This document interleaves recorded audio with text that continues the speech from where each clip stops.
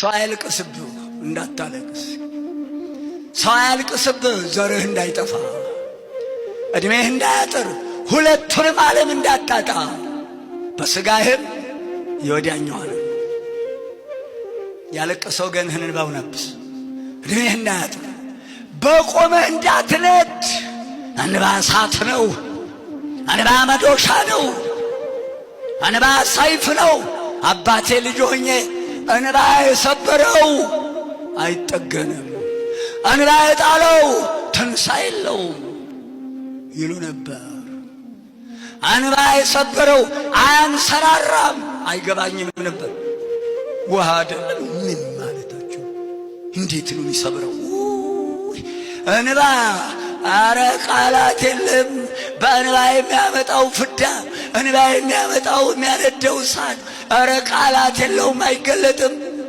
ሰው አታስለቅስ።